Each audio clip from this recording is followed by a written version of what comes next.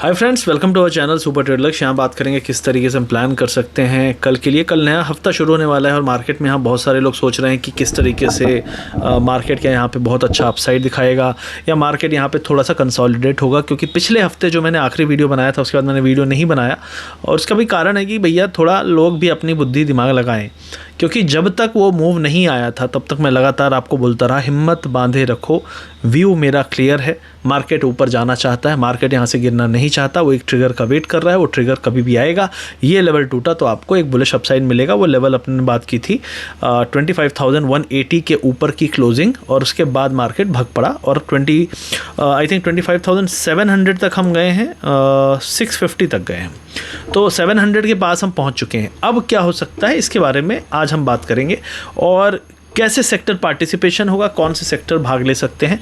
और दूसरी चीज़ है कि आप लोगों को अपनी तरफ से क्या मेहनत करते रहना चाहिए, ये भी बात करूंगा इस वीडियो में। लास्ट में बात करूंगा वो, तो उसके लिए भी आप बैठना। सबसे पहले हम बात कर लेते हैं निफ्टी का। तो निफ्टी का लेवल जो है 25,630 है। कोई बोलेगा भैया कहाँ सपोर्ट है? जो पहले इसका रेजिस्टेंस था वो सपोर्ट है 25,220 के आसपास। अगर दोबारा आया तो वो एक रीटेस्टिंग होगी, ना कि रिवर्सल होगा। बहुत सारे लोग बोलेंगे अरे भैया टॉप बन गया, टॉप बन गया। नहीं, टॉप अभी नहीं बना, क्योंकि जो कंसोलिडेशन चला है ना जितना लंबा, उसके हिसाब से मार्केट का मूव कम से कम 800,000 पॉइंट से कम तो नहीं होगा, क्योंकि कंसोलिडेशन चला है करीब 1.5 महीने।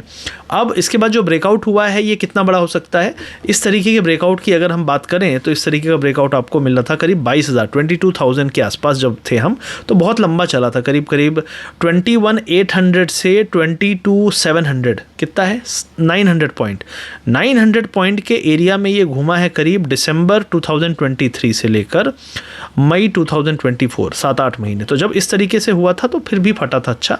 और उसके बाद जो ब्रेकआउट हुआ था उसके पहले एक बहुत बड़ा फॉल आया था, चुनाव वाला, इलेक्शन वाला। अभी क्या है, रिसेंट में फॉल आया था, फिर शार्प अपसाइड आया, फिर मार्केट धीरे धीरे रेजिस्ट कर रहा था डाउनसाइड को, और अभी जो अपसाइड बना है वो है 25,170 के ऊपर। और राइट नाउ अगर हम ऑल टाइम हाई की बात करें जो कि था 22,260 के आसपास, हम क्या वहाँ तक जा सकते हैं? जो करंट कैंडल स्ट्रक्चर दिख रहा है एकदम सिमिलर है जैसा लास्ट टाइम 25,450 के ऊपर निकलने पे हमें दिखा था। तो मैं ये मानता हूँ कि रुकेंगे हम तो 25,400-500 के आसपास एक बार रुक सकते हैं।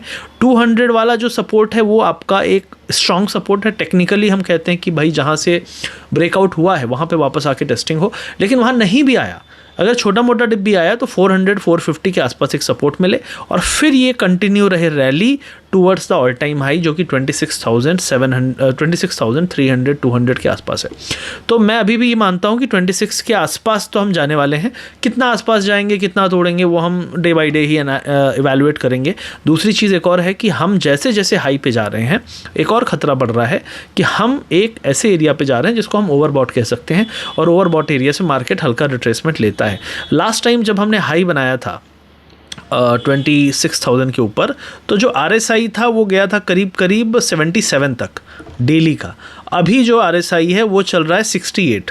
तो अगर 68 से 77 तक मान लो वापस से दोबारा हम जा भी रहे हैं, तो वहाँ जाते जाते कहाँ तक आपका अपसाइड आ सकता है? 26,000 मुझे तभी लगता है 400 पॉइंट कोई बड़ी बात नहीं है। ये झटके वटके मार के 1-2 दिन में भी चला जाएगा, कोई बड़ी बात नहीं। लेकिन मुझे ऐसा लगता है कि अगर ये जो रैली है इसको और लंबा चलना है तो रुक रुक के जाए, ज़्यादा बेटर है। मतलब यहाँ से अभी हमने एक अपसाइड मारा, हो सकता है 26 टच करे, 26 टच करके वापस से 25,500 25,600 पे सपोर्ट ले, फिर वहाँ रुके, उसके नीचे ना आए, तो फिर ये लग रहा है कि 26 के ऊपर 27 भी टेस्ट करने पहुंच सकता है। कई लोग बोलते हैं यार यहाँ तक, मैं कह रहा हूँ जाने दो ना यार, ये मत बोलो कि इधर तक जाएगा नहीं जाएगा।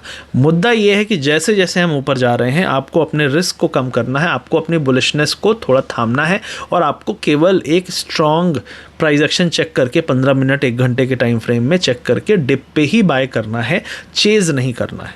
समझ में आया? कई लोग ये इस छोटे सी बात का जो अंतर है वो नहीं समझ पाते, और इस समझने में आपको सालों लग जाएंगे, सालों।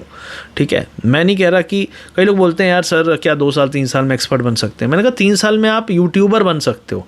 मार्केट का एक्सपर्ट बनने में 5 से 10 साल लगते हैं, लगेंगे ही। ऑब्जर्वेशन, मैंने 2011-12 से ऑप्शन शुरू किया, 12 से 18-19 तक मैं दिन रात सिर्फ मार्केट ही देखता था, मंडे टू संडे मार्केट ही देखता था, सैटरडे संडे देखते रहते थे क्या हुआ क्या नहीं हुआ, कब होगा कैसे होगा, देखते रहते थे। इंडिकेटर लगाना सीखा, धीरे धीरे किया।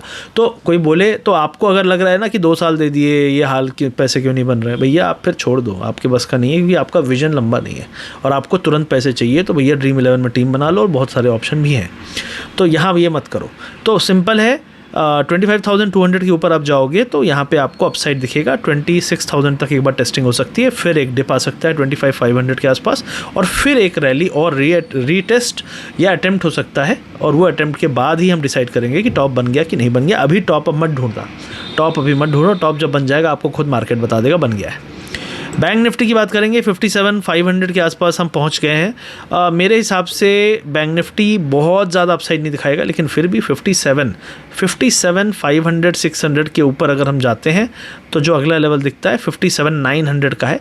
मतलब 58,000 आते आते यहाँ पे भी एक टॉपिश बिहेवियर दिखेगा।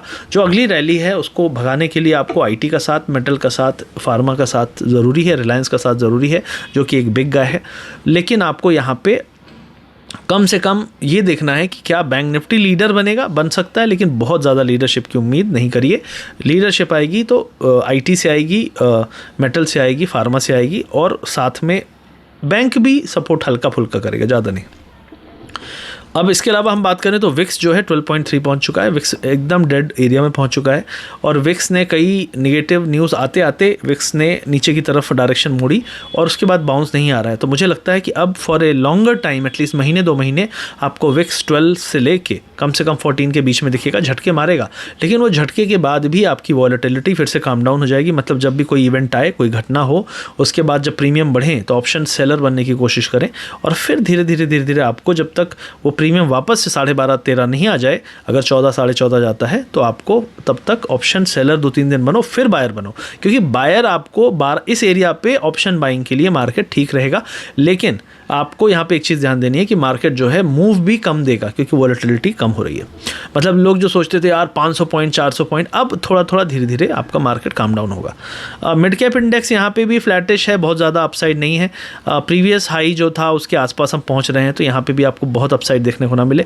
हो सकता है आप सेक्टर रोटेशन हो, जो स्टॉक नहीं चले हैं मिड कैप के वो चलना शुरू हो। जैसा कि मैंने कहा 2-3 सेक्टर मैंने बताया, उन सेक्टर में आप mid cap small cap stock देखिए, उसमें आपको थोड़ा बहुत मूव मिल सकता है। आईटी स्टॉक्स थोड़ा सा रेड थे। आईटी में अभी जो इमीडिएट एरिया है 39,700-600 एरिया, इंडेक्स की बात कर रहा हूँ, निफ्टी आईटी, जब तक उसके ऊपर नहीं निकलेंगे अपसाइड नहीं आएगा। यहाँ पे थोड़ा टाइम वेस्ट कर सकता है। इसीलिए मुझे लग रहा है कि अगर बैंक नहीं हेल्प करेगा, आईटी हेल्प नहीं करेगा, तो हो सकता है कि निफ्टी भी थोड़ा सा रेंज बाउंड हो जाए अगले 1-2 दिन 3 दिन। और अगर यहाँ पे रेंज बाउंड हुआ तो उसके बाद जो अपसाइड मिलेगा आपको, वो लॉन्च जो मिलेगा वो 25,200-300 एरिया बॉटम एक बेस है, और अगर एक छोटा डिप आता है तो 25,400-450 के आसपास आए, छोटा डिप। अगर बड़ा डिप आता है तो 25,250। उसके अलावा हम बात कर लेते हैं अब थोड़ा सा क्रिप्टो करेंसीज़ की। यूएस मार्केट की बात करें तो यूएस मार्केट में जो टेक है, ठीक है, यूएस का जो टेक सेक्टर है वो लगातार हाई पे हाई बना रहा है, ऑल टाइम हाई पे है। आप सोचो, और इतना बवाल हुआ, सब हुआ, ऑल टाइम हाई पे है टेक सेक्टर। और यहाँ पे जिस तरीके के टेक्निकल इंडिकेटर्स बता रहे हैं, वीकली टाइम फ्रेम में यहाँ पे अच्छा खासा अपसाइड अभी भी बाकी है।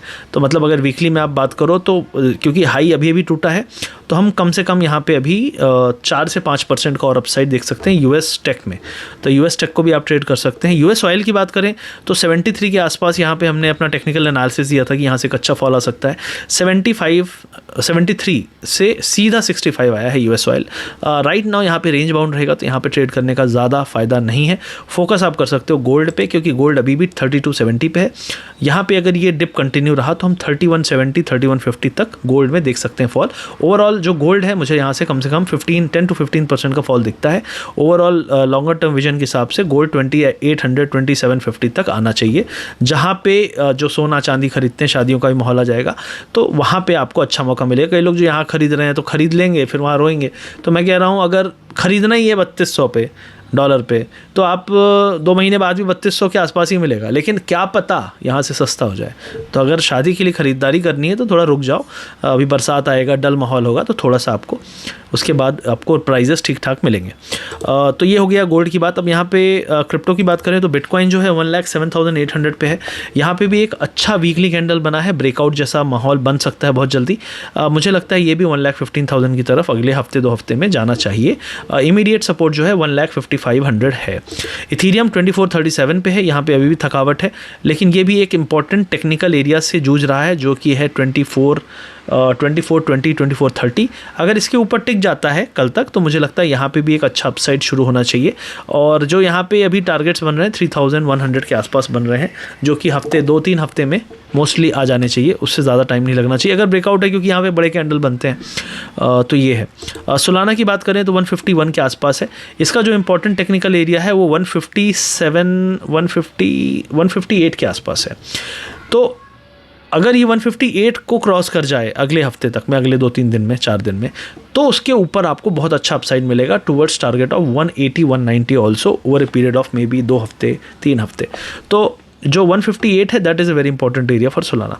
तो ये हो गया क्रिप्टो करेंसीज़ का एनालिसिस। जो लोग ट्रेड करते हैं अच्छी बात है, जो लोग ट्रेड नहीं कर रहे हैं उनको अगर सीखना समझना है तो आप हमारे VIP ग्रुप को ज्वाइन कर सकते हो। वीडियो के पिन कमेंट डिस्क्रिप्शन में लिंक मिल जाएगा। आप हमारे पेड क्रिप्टो क्लब को भी ज्वाइन कर सकते हो। VIP ग्रुप फ्री है, एब्सोल्युटली फ्री है। अगर आप सिर्फ हमारे जो लिंक है उनसे अकाउंट खोलते हो, लिंक आपको मिल जाएंगे डिस्क्रिप्शन में, 2-3 लिंक हैं, और फिर गूगल फॉर्म भरते हैं और उससे अकाउंट खोलने के बाद आपको उसमें ट्रेड भी करना है। अगर आप ट्रेड नहीं करोगे तो आपको उससे वैसे भी निकाल दिया जाएगा। तो बेटर है कि आप सीखें, समझें, अपॉर्चुनिटी देखें ट्रेड, क्योंकि मैं सिखा तो रहा ही हूँ। अब आप बोलोगे नहीं यार मुझे निफ्टी में ही मरना है, जान देना है, तो देव भाई जान। जब मैं बोल रहा हूँ 1000 अपॉर्चुनिटी हैं इस स्टॉक मार्केट में, फाइनेंशियल मार्केट में, लेकिन नहीं, किसी को तो निफ्टी में ही जान देनी है, निफ्टी ऑप्शन में ही, सेंसेक्स के ऑप्शन में ही उसको सर पटकना है, तो कुछ नहीं कर सकते। लेकिन अपॉर्चुनिटीज़ बहुत जगह है। कभी कोई एसेट बुलिश होता है, कभी कोई एसेट बेरिश होता है। तो मल्टीपल एसेट में ट्रेड करने का एक अलग माइंडसेट होता है। वो रखने से मैं आपको सही बता रहा हूँ, आपको हमेशा कुछ ना कुछ आपको मूव देता हुआ सही डायरेक्शन में, टेक्निकली क्लियर एक मूव देता हुआ मिलेगा जो कि आपको हेल्प करेगा। तो ये वीडियो इसी के लिए था। आई होप वीडियो अच्छा लगा। लाइक करिए, शेयर करिए, सब्सक्राइब करिए, मोटिवेशन बढ़ाइए। चैनल को सब्सक्राब कर लीजिएगा अगर आपने सब्सक्राइब नहीं किया, और बेल आइकन दबा दीजिएगा। जब भी कोई वीडियो आएगा तो आपको नोटिफिकेशन आएगा। यूट्यूब लाइव भी हम शुरू करने वाले हैं रेगुलर, तो उसका चैनल भी आपको डिस्क्रिप्शन में मिल जाएगा। तो सब्सक्राइब करिए, शेयर करिए, और क्रिप्टो करेंसी शुरू करने के लिए VIP ग्रुप ज्वाइन करने के लिए अकाउंट खोल के फॉर्म भरिए। और अगर पेड वाला ज्वाइन करना है उसका लिंक भी दिया है। इंडियन मार्केट सीखना है, उनके लिंक्स भी आपको डिस्क्रिप्शन में मिलेंगे। लेकिन रिस्क जो है, बहुत सारे लोग यहाँ पे क्या है, समझते नहीं है ट्रेड को, बदला लेने आए हैं किसी और चीज़ में लॉस करके। भाई नौकरी 10-12 साल पढ़ाई करने के बाद नौकरी लगी 15,000 की, शेयर बाज़ार में एक ट्रेड में 15,000 आता है, तब भी चैन नहीं पड़ रहा है। तो समझो, नशे में नहीं हो आप। रियल ज़िंदगी में 15,000 रुपये एक दिन की कमाई बड़े बड़े लोग के लिए भी बहुत है, ठीक है। तो अगर आप 20 दिन मार्केट खुलता है और आप 20 दिन में 10-12 दिन प्रॉफिटेबल हो, 7-8 दिन लॉस मेकिंग हो, तो अगर वो 12 दिन if you are maximising the profit and minimising the loss, तब भी आप कुछ भी करके अगर एवरेज 2-3 हज़ार उन 12 दिनों में कमाते हो तो भी 30-40 हज़ार रुपये है, जो कि आज अच्छी खासी इंजीनियर की पढ़ाई करने के बाद भी लोगों को 2 साल के एक्सपीरियंस के बाद मिल रहा है। ये रियलाइज़ करना बहुत ज़रूरी है कि वो पैसे की कीमत क्या है, जो लोग नहीं कर रहे हैं। आई होप रियलाइज़ आज हुआ होगा। लाइक करिएगा, शेयर करिएगा। मिलते हैं अगले वीडियो में। Thank you very much.